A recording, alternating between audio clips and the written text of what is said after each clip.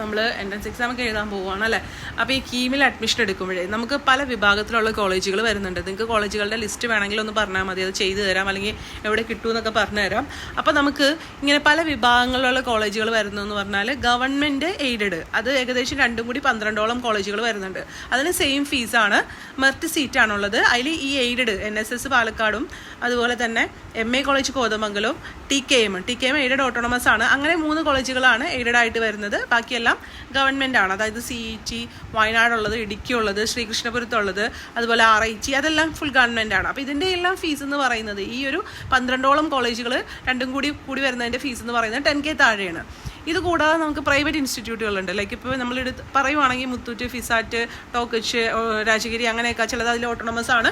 So അങ്ങനെയുള്ള ചില private കോളേജുകളുണ്ട്. ഇനി ഇത് 2 വിഭാഗം അല്ലാതെ നമുക്ക് വരുന്നതാണ് ഗവൺമെൻറ് കൺട്രോൾ സെൽഫ് ഫിനാൻസിങ് കോളേജുകൾ, അല്ലെങ്കിൽ ഇപ്പോൾ നമ്മൾ അതിനെ ഗവൺമെൻറ് കോസ്റ്റ് ഷെയറിങ് എഞ്ചിനീയറിംഗ് കോളേജുകളെന്ന് നമ്മളിപ്പോൾ വിളിക്കുന്നുണ്ട്. സോ ഇവിടെ എന്താ പ്രത്യേകത എന്ന് വെച്ചാൽ ഇത് ഓരോ ഇതിൻ്റെ അണ്ടറിലായിരിക്കും. ഇപ്പോൾ നമുക്ക് IHRയുടെ കീഴിൽ 9 എഞ്ചിനീയറിംഗ് കോളേജ് ഉണ്ട്. നിങ്ങൾ മോഡൽ എഞ്ചിനീയറിംഗ് കോളേജ് തൃക്കാക്കര കേട്ടിട്ടുണ്ടാവും അല്ലേ. അത് IHRയുടെ കീഴിൽ വരുന്ന ഒരു ഗവൺമെൻറ് കോസ്റ്റ് ഷെയറിംഗ് എഞ്ചിനീയറിംഗ് കോളേജാണ്. അതുകൂടാതെ കോളേജ് ഓഫ് എഞ്ചിനീയറിംഗ് ചെങ്ങന്നൂരുണ്ട്, ചേർത്തലയുണ്ട്, അടൂരുണ്ട്, അങ്ങനെ കുറച്ച് കോളേജുകൾ വരുന്നുണ്ട്. അങ്ങനെ 9 എണ്ണം. പിന്നെ LBSൻ്റെ അണ്ടറിൽ 2 എഞ്ചിനീയറിംഗ് കോളേജ് ഉണ്ട്. ഒന്ന് പൂജപ്പുര, അത് വിമൻസിന് മാത്രമാണ്. നമ്മൾ VSAT എന്ന് പറയുന്ന സാറ്റലൈറ്റ് ഒക്കെ ഉണ്ടാക്കി എന്നുള്ള കുട്ടികളുണ്ടാക്കി എന്നൊക്കെ പറഞ്ഞിട്ട് നമ്മൾ ന്യൂസിലേക്ക് കണ്ടിട്ടുണ്ട്. അതാണ് പൂജപ്പുരയുള്ളത്. പിന്നെ മറ്റൊന്ന് കാസർഗോഡും LBSൻ്റെ ഒരു എഞ്ചിനീയറിംഗ് കോളേജ് ഉണ്ട്. അങ്ങനെ 2 എഞ്ചിനീയറിംഗ് കോളേജ് LBSൻ്റെ അണ്ടറിൽ വരുന്നുണ്ട്. പിന്നെ KSRTCയുടെ അണ്ടറിൽ ഒരു എഞ്ചിനീയറിംഗ് കോളേജ് ഉണ്ട്. നമ്മൾ SCT എന്ന് കേട്ടിട്ടുണ്ടാവും അല്ലേ, ശ്രീ ചിത്ര തിരുനാൾ കോളേജ് ഓഫ് എഞ്ചിനീയറിംഗ്. അത് നമ്മുടെ ഈ ഒരു KSRTCയുടെ അണ്ടറിൽ വരുന്ന എഞ്ചിനീയറിംഗ് കോളേജാണ്. പിന്നെ നമുക്ക് കോഓപ്പറേറ്റീവ് സൊസൈറ്റിൻ്റെ അണ്ടറിലും കുറച്ച് ഏകദേശം 9ഓളം എഞ്ചിനീയറിംഗ് കോളേജസ്, പിന്നെ ചില യൂണിവേഴ്സിറ്റിയുടെ അണ്ടറിലും ചില കോളേജസ് വരുന്നുണ്ട്.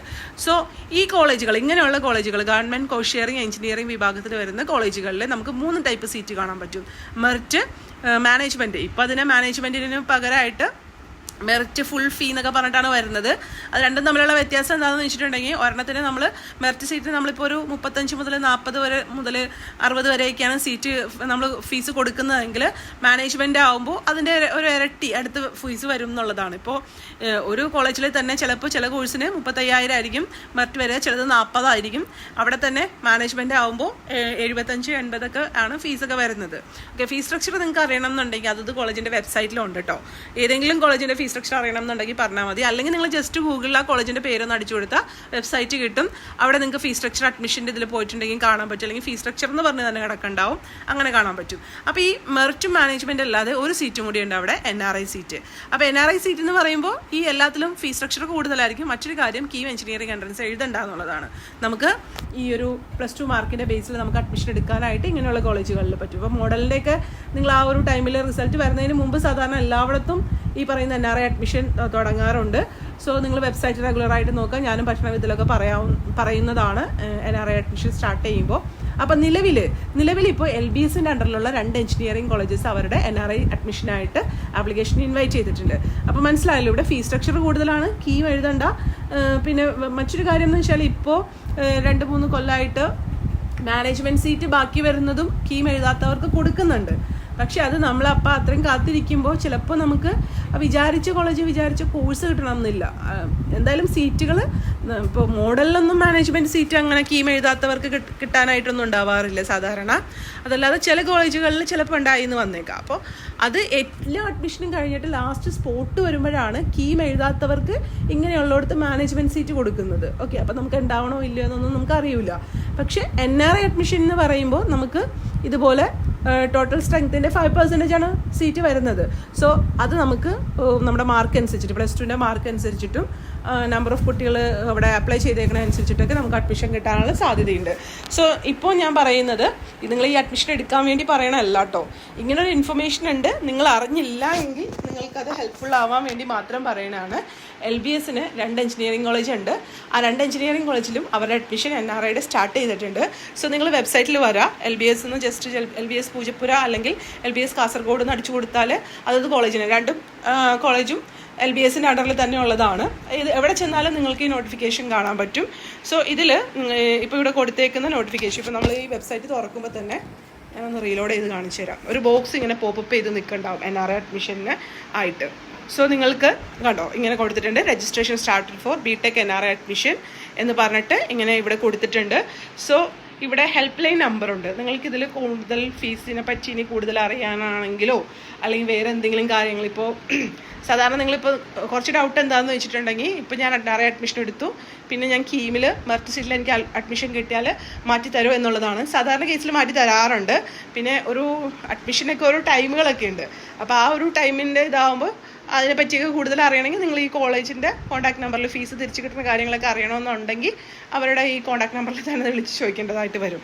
ഓക്കെ, അപ്പോൾ അതിനെപ്പറ്റിയിട്ട് റീഡ് മോഡ് എന്നും പറഞ്ഞിട്ട് അവിടെ ക്ലിക്ക് ചെയ്താൽ നമുക്ക് അതിനെപ്പറ്റി കൂടുതലായിട്ട് വായിക്കാൻ പറ്റും കേട്ടോ. അപ്പോൾ ഇത് LBS പൂജപ്പുരയുടെ വെബ്സൈറ്റിലുണ്ട്, കാസർഗോഡിൻ്റെ വെബ്സൈറ്റിലുണ്ട്. ഞാൻ പറഞ്ഞല്ലോ മറ്റു കോളേജുകൾ നിലവിൽ സ്റ്റാർട്ട് ചെയ്തിട്ടില്ല എന്നുള്ളതാണ്. നിങ്ങളിതുപോലെ നിങ്ങൾക്ക് ഇഷ്ടമുള്ള ഇതുപോലുള്ള ഗവൺമെൻറ് കോഴ്സ് ഷെയറിംഗ് എഞ്ചിനീയറിംഗ് കോളേജുകളുടെ വെബ്സൈറ്റിൽ കയറിയിട്ട് നോക്കുക അവരെ NRI അഡ്മിഷൻ സ്റ്റാർട്ട് ചെയ്തിട്ടുണ്ടോ എന്നല്ല കേട്ടോ. കാരണം സാധാരണ +2 റിസൾട്ട് വരുന്നതിന് മുമ്പൊക്കെ അവർ സ്റ്റാർട്ട് ചെയ്യാറുണ്ട്. പിന്നെ പിന്നീട് നമുക്ക് മാർക്ക് ആഡ് ചെയ്യാനൊക്കെ സമയം തരുമോ, അങ്ങനെയൊക്കെയാണ് ചെയ്യണത്. അപ്പോൾ ഇവരിവിടെ പറഞ്ഞേക്കണ നോട്ടിഫിക്കേഷൻ അനുസരിച്ചിട്ട് പറഞ്ഞേക്കുന്നത് ഇവിടെ കുറച്ച് ഹെൽപ്പ് ലൈൻ നമ്പേഴ്സ് തന്നിട്ടുണ്ട്.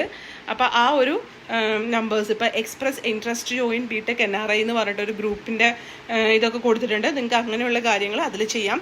പിന്നെ ഇവിടെ കുറച്ച് നമ്പേഴ്സ് തന്നിട്ടുണ്ട്. ഇപ്പോൾ ഇവിടെ സീറ്റ് എന്ന് പറയുന്നത് NRI സീറ്റിന് എത്രയാണെന്ന് വെച്ചാൽ കമ്പ്യൂട്ടർ സയൻസിന് 9 സീറ്റാണ് ഇവിടെ ഉള്ളത്. NRIയിലാണ് കേട്ടോ ഉള്ളത്.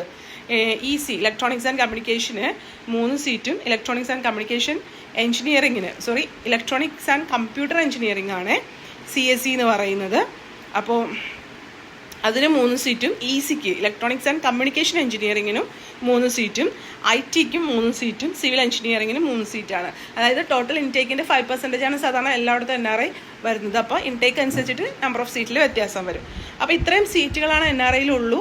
സോ നിങ്ങൾക്ക് ആവശ്യമുണ്ടെങ്കിൽ മാത്രം, നിങ്ങൾക്ക് ഇങ്ങനെ ഒരു അഡ്മിഷൻ എടുക്കണം, NRI അഡ്മിഷൻ പറഞ്ഞാൽ എടുത്തിട്ടേക്കാമെന്നോ അങ്ങനെ എന്തെങ്കിലും ഒക്കെ ഉണ്ടെങ്കിൽ നിങ്ങൾക്ക് എടുക്കാം. ഞാൻ പറഞ്ഞല്ലോ ജസ്റ്റ് ഇതൊരു ഇൻഫർമേഷൻ മാത്രമാണ്, നിങ്ങളോട് പറഞ്ഞു എന്ന് മാത്രമേ ഉള്ളൂ. ഇതുപോലെ may be SC team start ചെയ്തിട്ടുണ്ടാവും കേട്ടോ. ഞാൻ വേണമെങ്കിൽ നോക്കിയിട്ട് പറഞ്ഞുതരാം. അപ്പോൾ ഇവർ ഈ 2 ഗ്രൂപ്പുകാരും, അതായത് LBS പൂജപ്പുര അതുപോലെ തന്നെ കാസർഗോഡ് ഇങ്ങനെയുള്ള കാര്യങ്ങൾ സ്റ്റാർട്ട് ചെയ്തിട്ടുണ്ട്. നിങ്ങൾക്ക് ആവശ്യമുണ്ടെങ്കിൽ അഡ്മിഷൻ, ഞാൻ പറഞ്ഞല്ലോ ഇങ്ങനൊരു ഇൻഫർമേഷൻ നിങ്ങൾ അറിയാതെ പോകരുതെന്ന് വിചാരിച്ചിട്ടാണ് പറയണത്. നിങ്ങൾക്ക് ആവശ്യമുണ്ടെങ്കിൽ അഡ്മിഷൻ എടുക്കാം കേട്ടോ. Take care, stay blessed. Thank you.